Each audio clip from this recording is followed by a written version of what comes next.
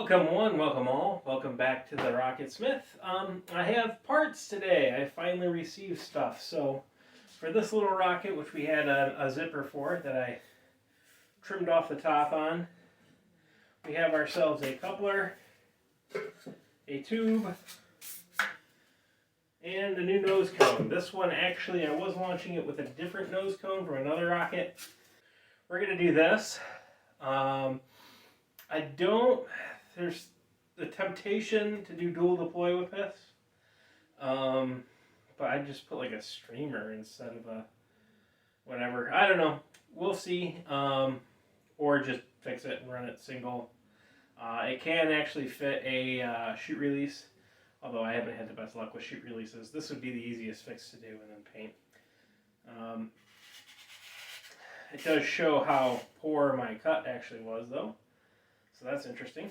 And then I also got in new body tube for the rocket that is currently the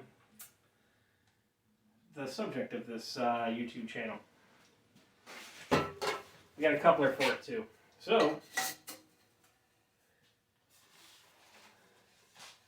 this is a mistake, because this is a fairly tight fit, and getting these apart is kind of a pain. Yeah, look at that! It'll be a couple of inches longer than it was normally. Actually, it'll be like 8 inches longer than normally would be. Which is fine, because that just means I can fit bigger motors in it. Yep, so that will be the bottom. I have in a bucket in the back the rest of this rocket, but we're focusing on repairing the damage that was done here. I got to put in, so today I'm going to go actually sand out the fillets here and put in the shock cord, because that's only going to be reasonably doable at this stage, and get this guy sanded up so that we can at least epoxy this part in. I'm trying to decide whether it's going to be easier to do this part first and then the tube, or the other way around. I think this way is going to be a little easier. The tricky part is, I don't know if you can hear this, but you might be able to hear that. It's not exactly, I don't know which one of those is exactly dead on. So I think I might put it in the big tube first, and that might help me get that dead straight, because there's not a whole lot of space there. So we're going to start with the cure for cluster headaches, sanding fiberglass. People don't realize that.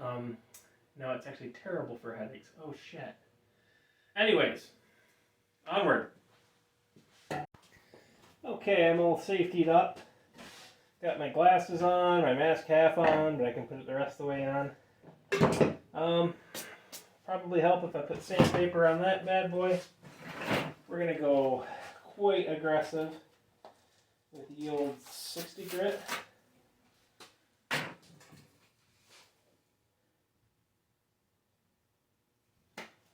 There we go. Mask up and fast forward.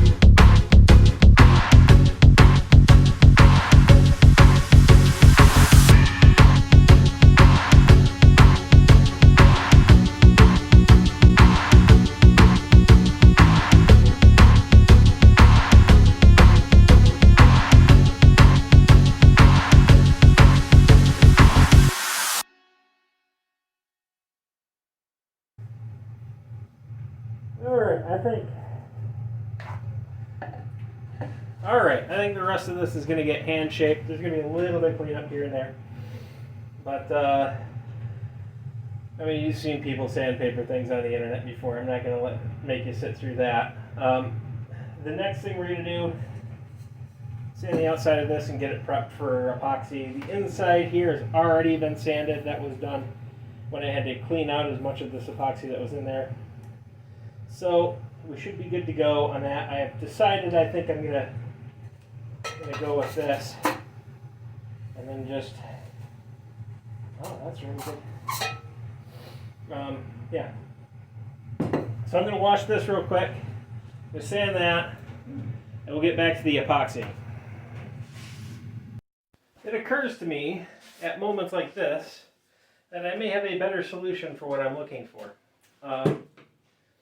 This is the top end of this booster that is supposedly a Nike Apache, right? So the Apache rocket sits on here, and then the booster section is bigger than the rocket that goes up here. I actually kind of want... Oh, that was brutal. I actually kind of want a full eBay up at the top here. And the reason is I want to be able to fit electronics to separate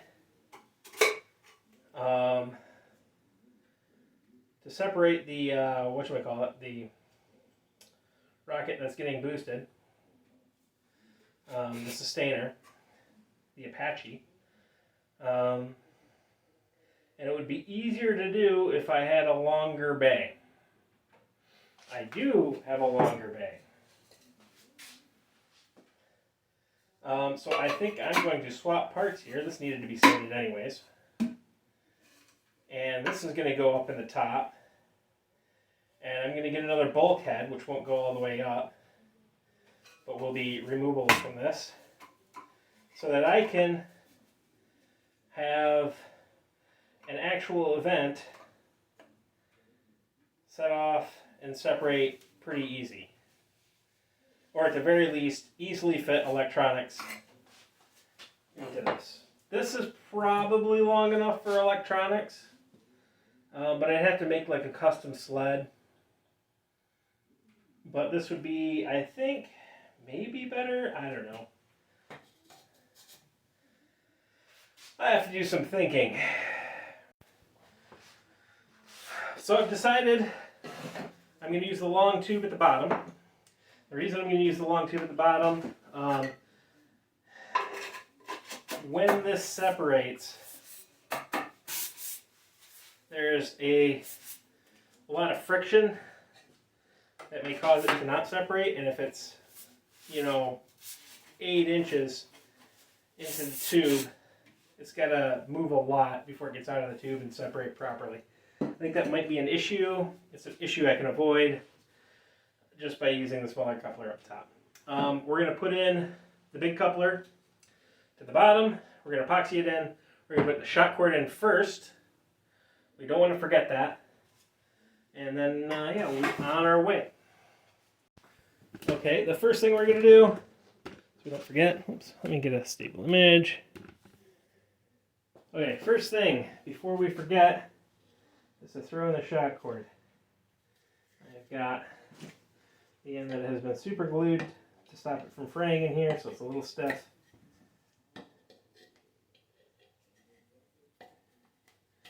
Once I get it through, it should be no problem. We're just going to tie a bunch of knots. Never had an issue with doing square knots, especially since this is probably going to get covered in epoxy anyways. We can just make sure of that, and then this knot will never come loose. All right. Now, separate this.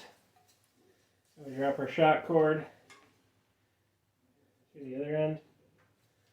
I gotta get some super glue for the other end. I think I'm out, or if I have anything, it's over a year old and therefore not any good. All right. Acetone cleaning time.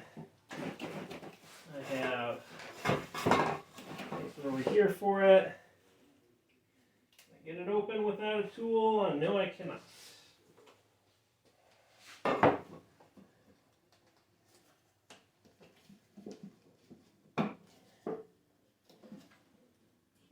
There we go.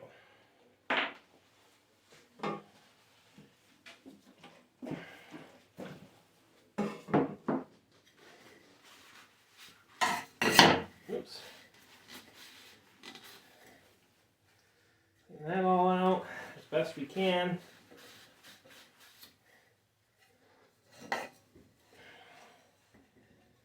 This.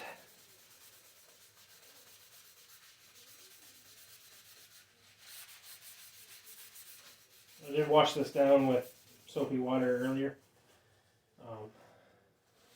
You want to do it with acetone.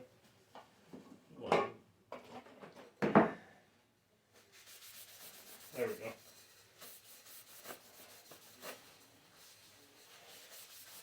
That'll get any contaminants that may affect the epoxy. Alright. Now it's time to mix the epoxy. I'm going to use rocket epoxy for this. This is an adhesive application. I want it to be as strong as possible. It's the same thing I used to use the fillets. I'm going to go mix up a batch. Probably not much. All right, we have our epoxy. It's about 40 grams of rocket epoxy. We're going to use a ton of this. We're going to put it on the inside of this ring because when we want the squeeze out to be at the bottom. We'll deal with the inevitable hole that's going to be in there later when we wrap the outside with fiberglass. We're going to do that to just reinforce it from both sides to make it better because there's very little room here. We're also going to cover our knot just to make sure that knot never comes undone. So that's why there's this excess here. And I'm just going to smoosh it on the knot. And that knot is going to be pretty secure. And next I'm going to paint the inside here of this.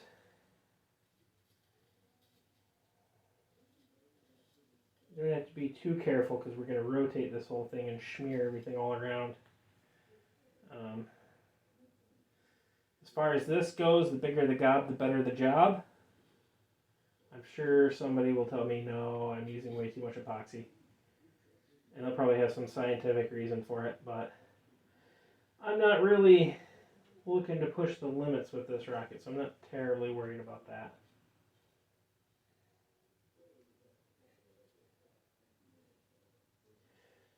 We're going to get a good bit all the way around.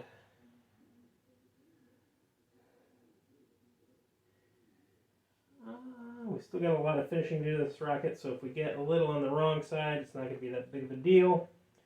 We'll take care of it at a later date when we sand the thing for paint. What I want to make sure now is that I get a good even coat. I get a big gob on my knot to make sure my knot doesn't go anywhere.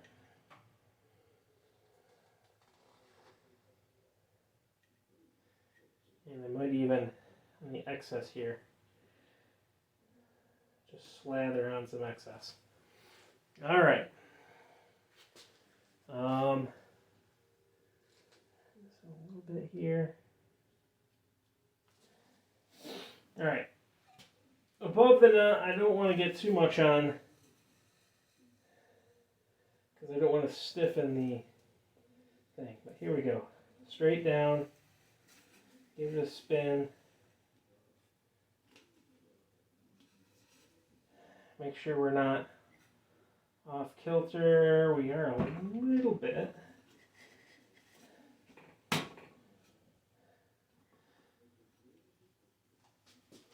Or is that just the table?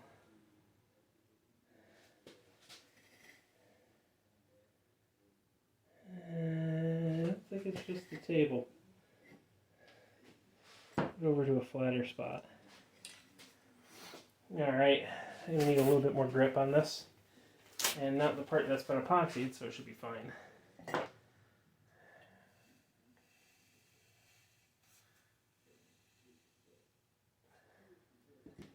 Is that better? That's worse. Let's go level. And I'm going to need a flat surface, and that table's not a flat surface, so we're going to have to move to a different table. We got a lot of time. We're going to move all the way over here. We're going to create space on the desk bench by just shoving things aside. Tape off that. This bench is a lot more level. Whoops. Yep, we're pretty close to level there.